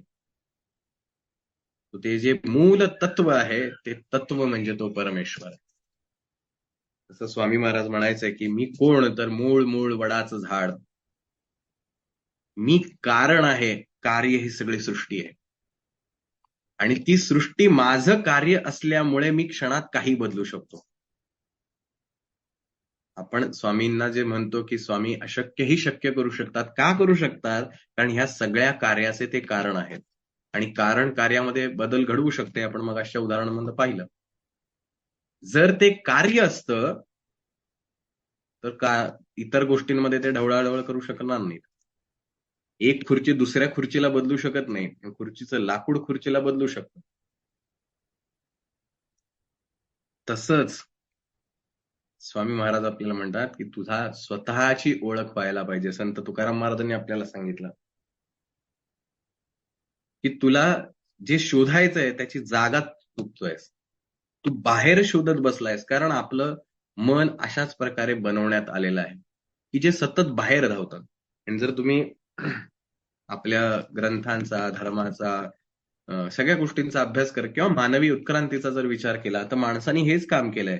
त्यांनी आधी देव बाहेर शोधला, बाहेर शोधून शोधून थकला की त्याला जेव्हा वाटायचं की अरे सूर्य देव आहे, हळूहळू करा, अरे नाही सूर्यापेक्षा पण काहीतरी वेगळं असलं पाहिजे, अचाट असलं पाहिजे.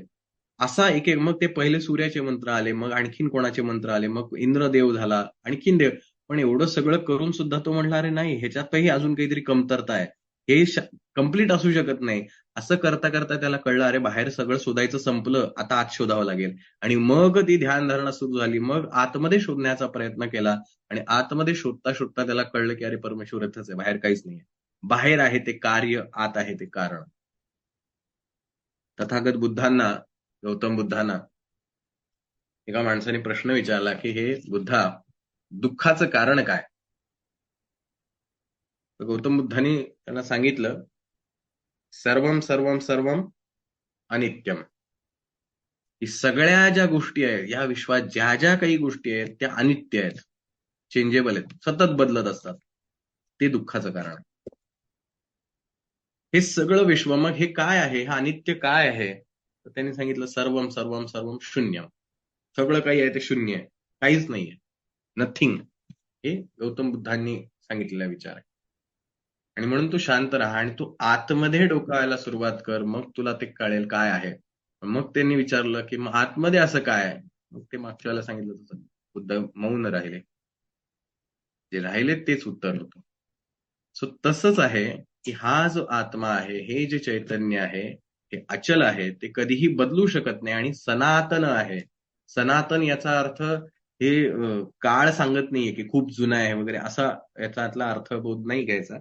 पण सनातन याचा अर्थ काय म्हणूया आपण त्याला, कायम चैतन्य असणारं, टवटवीत असणारं, कायम एकाच अवस्थेत आहे. त्याच्यामध्ये बदल व्हायचं काय कारण आहे? आपलं शरीर बघा, लहानपणी वेगळं, तरुण वयात वेगळं आणि म्हातारपणी वेगळं. कारण त्याच्यामध्ये सतत चेंज होत आहेत. आपल्या आयुष्यातल्या घटना बघा, ज्या लहानपणी घटना ज्याचं आपल्याला दुःख वाटायचं, आज त्याचा आपल्याला आनंद वाटतो, हसू येतं, काय आपण लहानपणी कसं करायचो म्हणून. की जे काही वर्षांपूर्वी ज्याचा आपल्याला विषाद होता, दुःख होतं, त्याचा आपल्या आनंदाचा गोष्ट झाली आहे. सेम आज जे तुमच्या आयुष्यात दुःख आहे, हे उद्या येणाऱ्या काही वर्षानंतर त्याचाही आनंदच होणार आहे. आणि ह्या प्रत्येक गोष्टी चेंज होणार आहेत. पण चेंज न होणारं काय आहे? तो आतला आत्मा आहे. जो साक्षी रूपाने, विटनेस स्वरूपामध्ये कायम तिथे हजर असतो. आणि आपण स्वामी चरित्रात सुद्धा वाचतो, की सर्वाधिक साक्षीभूतम. प्रत्येक ठिकाणी कॉज जो आहे, तो साक्षी भावाने, विटनेस स्वरूपात सगळ्याच ठिकाणी अवेलेबल आहे. एकाच वेळेला सगळ्या. म्हणून आपण अनेक लोक जरी असलो, तरी प्रत्येक ठिकाणी साक्षीभाव एकच आहे. म्हणून तो त्या क्षणी आहे. जर तो सेपरेट असता, इथे आहे पण तिथे नाही, असा जर असता, तर तो साक्षीभावाने राहू शकला नसता. म्हणजेच आपल्या सगळ्यांमध्ये असलेला परमेश्वर हा एकच आहे. रादर फक्त आपल्यामध्ये नाही, या संपूर्ण सृष्टीत जे जे काही आपल्याला माहिती आहे, त्या सगळ्यांमध्ये जे काही आहे, ते सगळं एकच परमेश्वराचं रूप आहे. त्यामुळे तो सर्वव्यापी आहे. तुम्ही कुठलं सिलेक्ट करताय, की तुम्ही सगळ्यांमध्ये आहात किंवा तुम्ही कशातच नाही. मी दोन्हीपैकी जे आवडेल, जे पचेल ते निवडलं, तरी तुम्ही आनंदीच राहणार आहात. आणि त्याच्यामुळे तुम्हाला कुठलाही इफेक्ट होऊ शकत नाही. आणि हेच भगवंत या ठिकाणी अर्जुनाला सांगण्याचा प्रयत्न करतोय. माऊलींनी फार सोप्या शब्दामध्ये आणि कमी शब्दांमध्ये याचं वर्णन फार सुंदर केलंय. हा प्रळयोदके नाप्लवे, अग्निदाहो न संभवे, एथ महाशोषू न प्रभवे मारुताचा.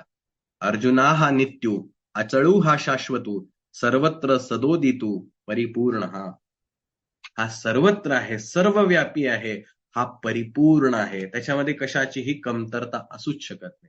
मला हे जमत नाही, मला हे करता येत नाही, असं ज्याला आपण म्हणतो, ते कशामुळे? Because of my ability. माझं मन ज्या प्रकारे तयार झालेलं आहे, माझी शरीराची जी काही क्षमता आहे, त्याच्यामुळे मी असं म्हणतोय, की मला हे जमत नाही. पण माझं मूळ अस्तित्व जे आहे, ते परिपूर्ण आहे. त्यामुळे मला जमू शकतं. त्यामुळे आयुष्यात अनेक दुःखाचे प्रसंग अनेकांच्या आयुष्यात येतात. पण जेव्हा ते स्वतःवरती विश्वास ठेवून जर ते काम करायला गेले, तर जे त्यांना अशक्य वाटत होतं, ती गोष्ट शक्य होऊन जाते. आपण अशी अनेक उदाहरणं जगामध्ये पाहतो. कोणी पायाने सुंदररित्या चित्र काढतं, कोणाला ऐकू येत नसतं, पण इतक्या छान प्रकारे ते त्यांच्या आयुष्यात काम करतात. हे सगळं कशाच्या जोरावर? तर त्या आतल्या शक्तीच्या जोरावर. कारण ती शक्ती परिपूर्ण आहे. फक्त तुम्हाला मनाने निश्चय करायचा आहे आणि त्या शक्तीवर विश्वास ठेवून पुढे जायचं आहे.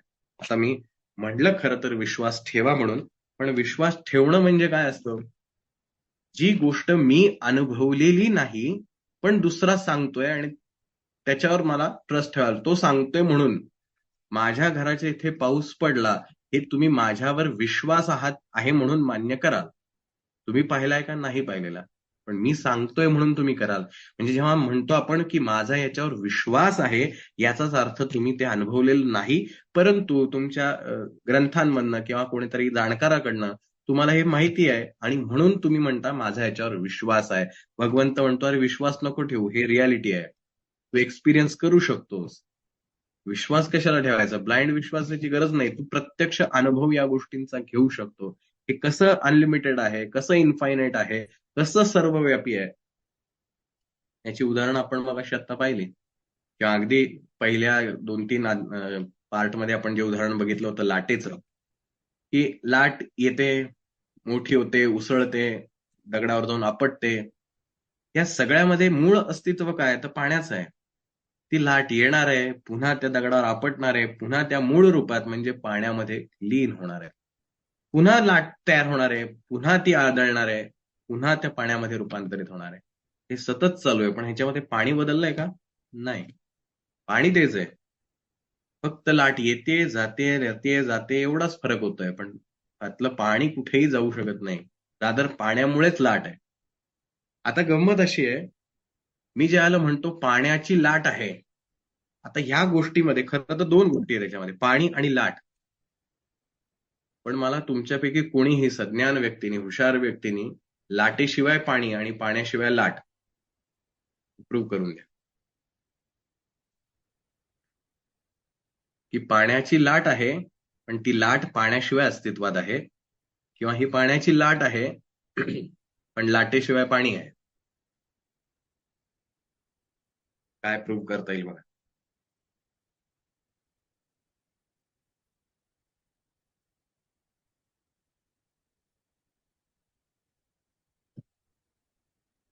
काय प्रूव्ह करताय? याला आपण म्हणतोय पाण्याची लाट. जरी त्या म्हणायला 2 गोष्टी असल्या, तरी त्या एकमेकांपेक्षा विभिन्न नाहीत.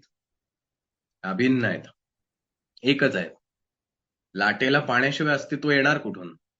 पण पाण्याला लाटेशिवाय पण अस्तित्व आहे. जे मूळ कारण जे आहे ते पाणी आहे. म्हणून ज्याला मी म्हणतो, की सागरचा आत्मविश्वास, त्यावेळेला तुम्ही सागरला बाजूला काढून बघा ना, आत्मविश्वास ठेवा बरं. तुम्ही म्हणाल, कसला आत्मविश्वास? कोणाचा आत्मविश्वास? कसलं त्याचं काही सांगता येत नाही. म्हणजे सागर आहे म्हणून त्याचा आत्मविश्वास असू शकतो. तो सागरचा आत्मविश्वास ज्याला म्हणतो, त्याला नेमकं सागर मला कोणाला म्हणायचं आहे, ते खूप महत्वाचं असतं. आणि जर त्या सागरमध्ये असलेल्या चैतन्यामुळे तो आत्मविश्वास आहे, हे जर मी मान्य केलं, मग ते चैतन्य माझ्यामध्येही आहे, मग मलाही तो आत्मविश्वास असलाच पाहिजे, हेही मला मान्य करावं लागेल. A is equal to B, B is equal to C, then A is equal to C. असं नाही होऊ शकत की हे A is equal to B आहे, B is equal to C आहे, पण A is not equal to C. नाही म्हणता येणार. चुकीचं ठरवू आपण. म्हणजे जर सागरचा आत्मविश्वास हा सागरमधील त्या चैतन्यामुळे आहे, तर मग माझ्यामध्ये सुद्धा तेच चैतन्य, मग माझ्यामध्ये पण तोच आत्मविश्वास आहे. मीही ती गोष्ट करू शकतो. मी एक उदाहरण देतोय, तुम्ही तुमच्या जीवनाशी रिलेट करा. आणि म्हणून हरलेलं किंवा मला हे जमणार नाही, डिप्रेस होणं, हे आपल्या धर्माला मान्यच नाही. डिप्रेस कशाला होताय? का होताय डिप्रेस? मला हे जमत नाही, हे का म्हणताय? स्वतःतली शक्ती जागवत राहा. जास्तीत जास्त ते कारण जास्तीत जास्त स्ट्रॉंग करत. ठीक आहे, आज तुम्हाला साधं प्लायवूड मिळालं, त्याच्यामुळे तुमची खुर्ची तयार झाली, ती मोडली. नेक्स्ट टाइम तुम्ही आणखीन चांगलं लाकूड मिळवण्याचा प्रयत्न करा. त्याच्यातनं ती खुर्ची तयार होईल. कदाचित त्यावेळेला तो कारागीर जो होता, तो कारागीर चांगला नव्हता, म्हणून त्यांनी जी बनवलेली खुर्ची जी आहे ती वर्षभरातच तुटली. आणखीन प्रयत्न करा. एक ना एक दिवस तुम्हाला अतिशय उत्तम, कारण या प्रत्येक अनुभवातून तुम्ही शिकत जाणार आहात आणि पुढच्या वेळेला तुम्हाला कळणार आहे, अरे आता मला प्लायवूडची नाही बनवायची, कारण प्लायवूडची बनवली तर लवकर तुटते. म्हणजे काय झालो, मी अनुभवी झालो. मला आता कळतंय की अरे हे नाही, हे करायला पाहिजे. म्हणजे माझं जी खुर्ची तुटली त्याने मी हारलेलो नाही किंवा अपयशी नाही झालेलो. मला अनुभव मिळाला यातनं. आता पुन्हा मी खुर्ची बनवायला जाईल त्यावेळेला मी त्या प्लायवूडची बनवणार नाही. आणि असं करता करता एक दिवस मी अशी खुर्ची बनवेल की जी एकदम छान असेल. सेम माझ्या आयुष्याचं आहे. कारण मी कारणावरती लक्ष देतोय. मी उत्तम कारागीर बनण्याचा प्रयत्न करतोय. मी उत्तम लाकूड निवडण्याचा प्रयत्न करतोय. खुर्ची चांगली बनणारच आहे. कुंभारांनी माती चांगली निवडण्याचं आणि माती छान भिजवून घेण्याचं आणि चाक फिरवण्याचं फक्त काम करावं, मरकं ऑटोमॅटिक घडत जाणार. आपण शरीरात जेवण करत असताना एकदा तरी विचार केलाय का हो, की आता मी जेवण केलंय कसं पचणार आहे माझ्या आयुष्यात? आता काय आतमध्ये प्रोसेस होत असेल, ते डिवाइड होतंय का नाही? नाही. फंक्शन चालू आहे आतमध्ये. मग आता जेव्हा हे फंक्शन कुठेतरी बिघडलं आहे, याचा अर्थ त्याला जे दिलेलं रुटीन आहे, ते रुटीन कुठेतरी बिघडतंय. मग हे रुटीन का बिघडलंय, हे जर शोधू शकलात, तर तुमचं जे काही पचन होण्याची प्रक्रिया बिघडते, ती सुधारण्याची क्षमता तुमच्यामध्येच आहे. आपण जेव्हा गोळ्या, औषधं कुठल्याही आजारांसाठी ज्याला घेतो किंवा कुठल्याही डॉक्टरकडे जातो, आपण काय करतोय? आपल्याला त्या वैद्यकीय क्षेत्रातलं काडीचं ज्ञान नाही. आपल्याला त्या औषध निर्माण क्षेत्रामधलं काही काडीचं ज्ञान नाही. आपण एवढंच करतो, की समोरचा डॉक्टर मला तपासतोय, तो जाणकार आहे. त्याने दिलेली गोळी मला लागू पडेल आणि माझं छान होईल, या एका विश्वासावर मी ती गोष्ट खातो आणि त्यातनं मला बरं वाटायला सुरुवात होते. म्हणजे जर ते निमित्त कारण जे आहे, तुमचा विश्वास, आंतरिक विश्वास जर तुमचा निमित्त कारणाचा स्ट्रॉंग असेल आणि उपादान कारणाचा आणि डॉक्टरांचं डायग्नोसिस प्रॉपर असेल, म्हणजे निमित्त कारण जर असेल, रिझल्ट येण्या वाचून राहणारच. मी कॉजवर काम करा, इफेक्ट ऑटोमॅटिक होणार. आणि तेच भगवंत या ठिकाणी सांगण्याचा प्रयत्न करतोय. आणि छान मौलींनी सुद्धा ह्याला फार सुंदर रंगवलेलं आहे. हा तर्काची ये डिठी, गोचर नोहे किरीटी, ध्यान याची ये भेटी, उत्कंठा वाहे. आणि हा जो आत्मा आहे, हा परमेश्वर जो आहे, तो कसा आहे? तर पुढच्या श्लोकामध्ये आपण तो पाहू, काय माऊलींनी इथं म्हटलेलं आहे.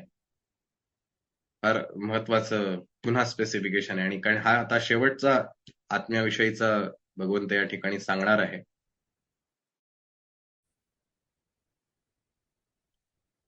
अव्यक्तोऽयमचिन्त्योऽयं विकार्योऽयमुच्यते, तस्माद्देवं विदित्वैनं नानुशोचितुमर्हसि.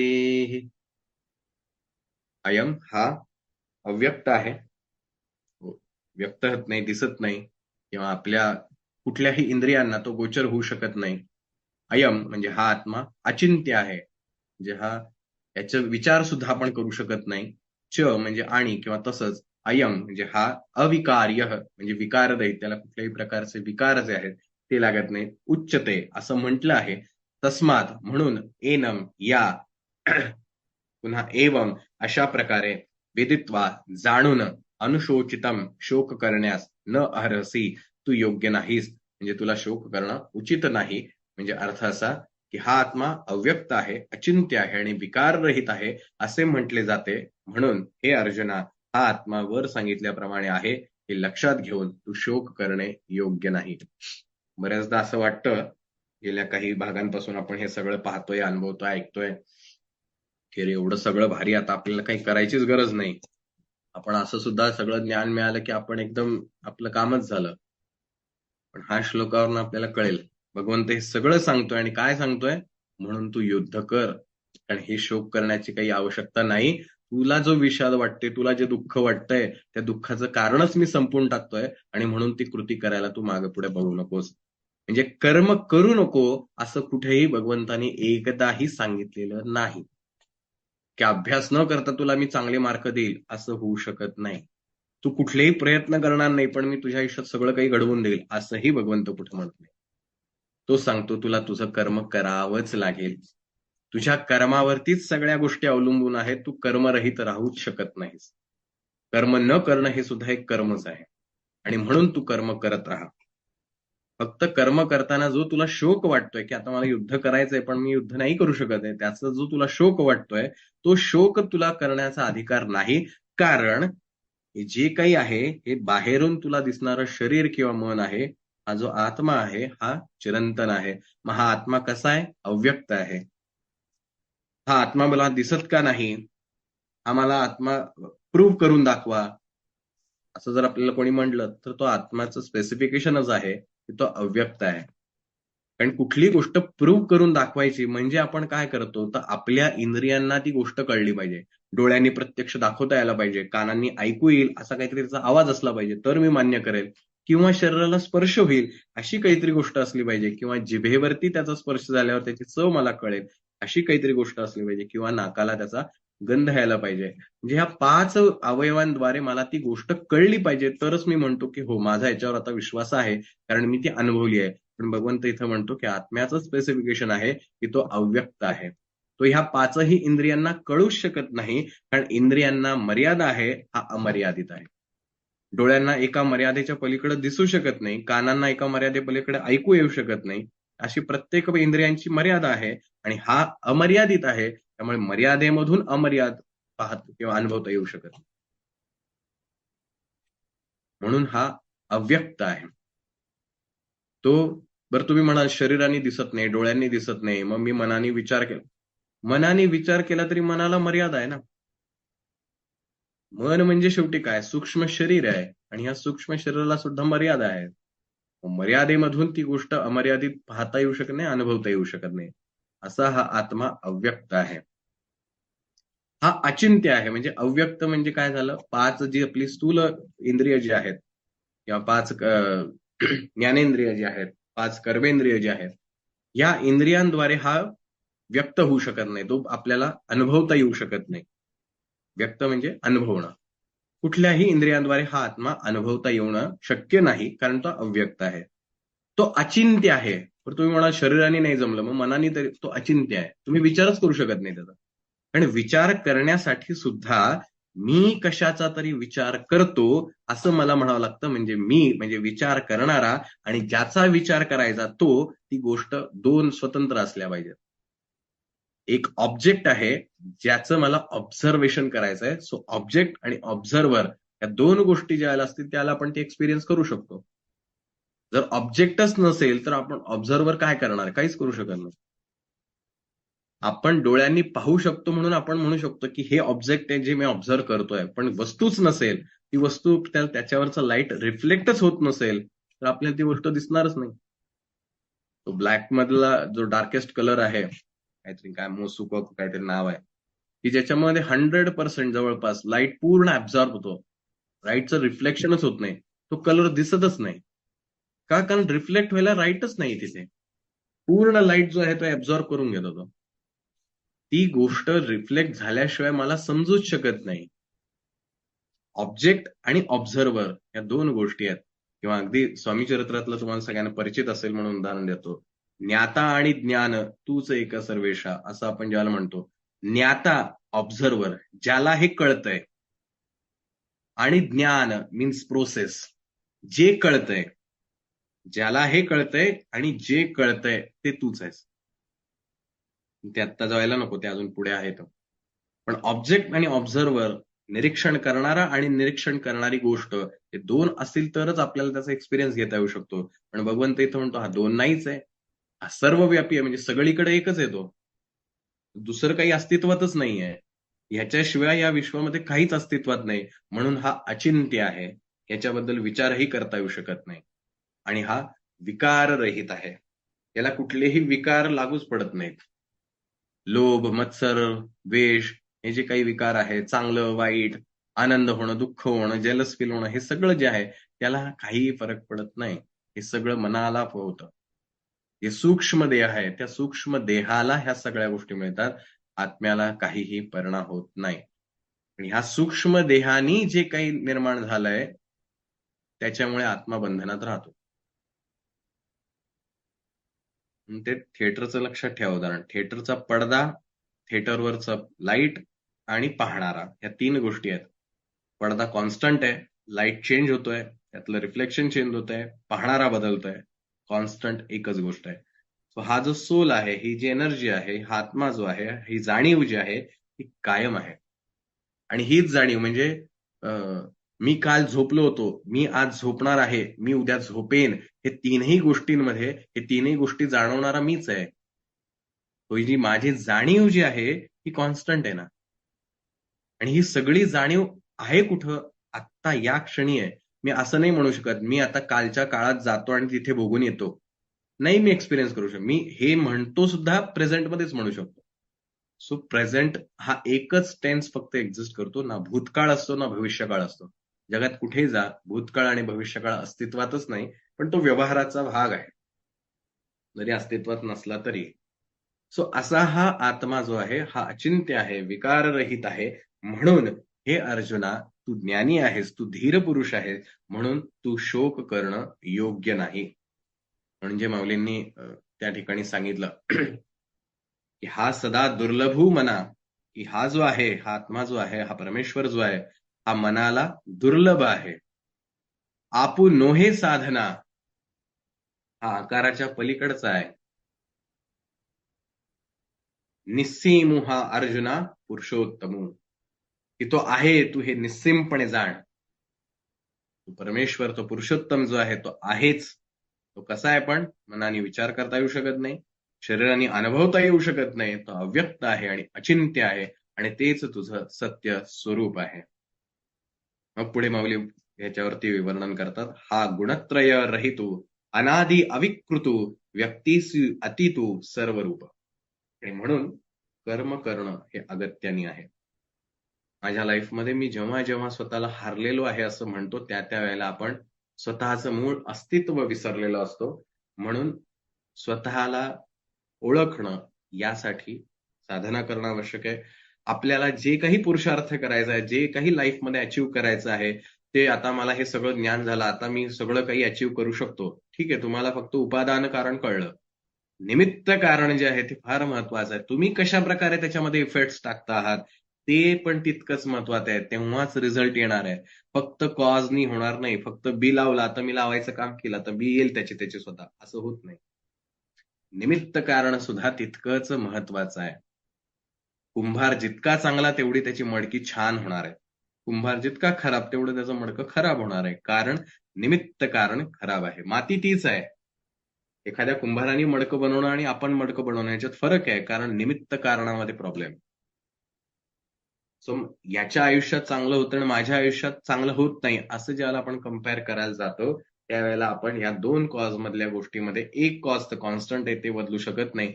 निमित्त कारण जे आहे ते शोधणं आवश्यक आहे. रिझल्ट कधीही बदलता येऊ शकतो. तुम्ही मागे काय केलेलं आहे, भूतकाळात काय घडलंय ह्याचा विचार करण्यापेक्षा आत्ता मला कॉजवर काय बदल करता येईल, इफेक्ट ऑटोमॅटिकली बदलणार आहे. फक्त जसं त्या बीजाचा अंकुर जमिनीवरच्या बाहेर येण्यासाठी काही वेळ जाणार आहे, तसंच तुम्ही आज जे कॉजवर काम करणार आहात, त्याचा रिझल्ट यायला पण काहीतरी वेळ लागणार आहे, जो तुम्हाला अनुभवता येईल असा रिझल्ट. रिझल्ट त्या क्षणी आलेला असतो, सुरुवात झालेली असते. पण ती सगळी जमिनीखाली चालू असते. जमिनीवरती दृश्य स्वरूपात दिसायला काही वेळ जाणार आहे.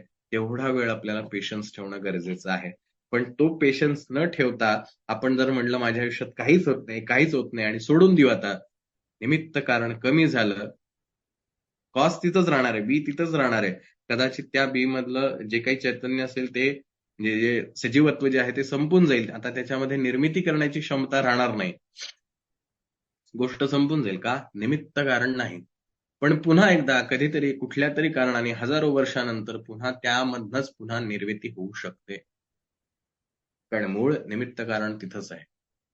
सो अशा प्रकारे स्वतःच्या आयुष्याकडे पाहताना, स्वतःचं आयुष्य जगताना हे श्लोक अत्यंत महत्वाचे आहेत, की जी स्पेस आहे ती म्हणजे आपण आहोत. ते अवकाश जे आहे, आपल्या निर्मितीचं मूळ कारण म्हणजेच ते स्पेस आहे. आपलं मूळ अस्तित्वच मुळात ते स्पेस आहे, ते चैतन्य आहे, तो ईश्वर आहे, तो परमेश्वर आहे, तो आत्मा आहे. तुम्ही त्याला काहीही नाव देऊ शकता. तो कधीच नष्ट होऊ शकत नाही. म्हणून आपण कर्म करण्यास धजावलं पाहिजे. आपल्यात हिंमत आली पाहिजे, धीर आला पाहिजे आणि आपण निडर होऊन आपल्या ध्येयाकडे वाटचाल करणं आवश्यक आहे. अशा प्रकारे या 12व्या श्लोकापासून ते 25व्या श्लोकापर्यंत भगवंतांनी आपलं सत्य स्वरूप सांगण्याचा या ठिकाणी प्रयत्न केला, की ज्याद्वारे आपल्याला पुढील लढाई लढण्यासाठी, कारण जसं अर्जुनासमोर युद्ध आहे, पांडवांची सेना आणि कौरवांची सेना पाहता निश्चित कोणीही सांगेल की कौरव जिंकतील. त्याच्यात कौरवांकडे नारायणी सेना आहे, भगवंताची स्वतः प्रत्यक्ष सेना आहे. कोणी सांगेल की कौरवांकडे प्रचंड सामर्थ्य आहे, रथी महारथी भरलेले आहेत, तर कौरव जिंकतील. पण तुम्ही जर पवित्र मनाने परमेश्वराला सानिध्यात ठेवून किंवा त्याच्यावर विश्वास ठेवून, श्रद्धा ठेवून तुम्ही जर कर्म केलात, तर विजय तुमचा निश्चित आहे. त्यामुळे काल काय घडलंय यापेक्षा उद्या काय घडवायचं आहे याच्यावरती जास्त लक्ष द्यावं, आणि काय घडवायचंय एकदा ठरलं की पुन्हा त्याचा विचार करायचा आणि कारणावरती काम करायचं. आपले रिसोर्सेस ओळखा, की काय-काय रिसोर्सेस आपल्याकडे आहेत. त्याच्यावर मला काम करणं अपेक्षित आहे. जर मला रिझल्ट मोठा हवा असेल, तर मला रिसोर्सेस पण मोठे घ्यावे लागतील. त्याच्यानुसार माझं स्किल डेव्हलपमेंट असेल ऑर व्हॉटएव्हर जे काही मला करावं लागेल, ते मला त्याच्यामध्ये अपग्रेड करावं लागेल. ते जर मी करू शकलो, तर माझा रिझल्ट जो काही मला अपेक्षित आहे, जे काही मी स्वप्न पाहिलंय, ते नक्कीच गोष्ट आपल्या आयुष्यात घडू शकते, एवढा विश्वास. म्हणून भगवद्गीता ही म्हातार वयात किंवा उतार वयात वाचणं जेवढं महत्वाचं आहे, त्याहून जास्त किंबहुना तरुण वयामध्ये जर आपल्याला ह्या गोष्टी समजल्या, तर आपण कधीच आयुष्यामध्ये डिप्रेशनमध्ये जाणार नाही, कधीच स्वतःला कमी लेखणार नाही, आणि रादर स्वतःलाच काय, जगातल्या कोणालाही कमी लेखणार नाही. कोणाला जातीवरनं, त्याच्या बुद्धिमत्तेवरनं, त्याच्या व्यंगावरनं किंवा अन्य कशाहीमुळं त्याला कधीच आपण दुखावणार नाही.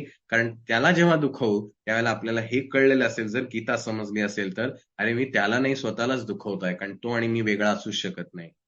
आणि म्हणून मला इतरांविषयी त्यांना आनंद देण्याची जेव्हा ओढ लागेल, याचं कारण की मला त्यांच्यामध्ये मीच दिसतो. हे ज्यावेळेला व्हायला लागेल, त्यावेळेला तुम्हाला खऱ्या अर्थाने गीता समजेल. म्हणून गीता ही फक्त थिअरी नाही, हे तुमच्या जीवनात तुम्हाला अवलंबायचं आहे. म्हणून आपलं टायटल जे आहे, प्रवास गीतेचा, शोध स्वतःचा.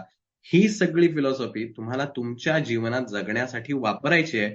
वापरताना तुम्हाला अनुभव येणार आहेत. त्यातनं तुम्हाला ज्ञान होणार आहे, आणि ते तुमचं स्वतःचं ज्ञान असेल.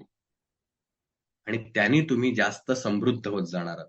माझ्या बोलण्याने, माझ्या सांगण्याने किंवा अन्य कुठलीही पुस्तकं वाचून, अगदी गीतेचं रोज पाठांतर करून सुद्धा तुमच्या आयुष्यात काहीच बदल होऊ शकत नाही. तुम्हाला ती गीता जीवनात उतरावी लागेल, इम्प्लिमेंट करावी लागेल. इम्प्लिमेंट करताना जे एक्सपिरियन्स येणार आहेत, अनुभव येणार आहेत, त्यातनं तुम्हाला गीता जास्त लवकर समजेल, की का भगवंत असं म्हणतो हे अचिंत्य आहे, का तो म्हणतो हे सर्वव्यापी आहे, का तो म्हणतो की तू नाही आणि मी नाही हे कधीच असू शकत नाही. या सगळ्याची कारणं आपल्या जीवनातूनच आपल्याला कळू शकतात. कारण आपल्या जीवनाव्यतिरिक्त जगात काहीच नाही. जे आहे ते फक्त इफेक्ट आहे. त्यामुळे इफेक्टवरती फोकस करण्यापेक्षा कॉजवर जर काम केलं, तर 100% तुमच्या जीवनात सगळ्याच गोष्टी मिळू शकतात. आणि पुढे जाऊन एक स्वतंत्र अध्याय एकाच गोष्टीसाठी दिलाय. मी मागे कोणीतरी प्रश्न विचारला होता, की आपल्या प्रॉब्लेम्सचं सोल्युशन किंवा कसं आपण त्यातनं मात करावी.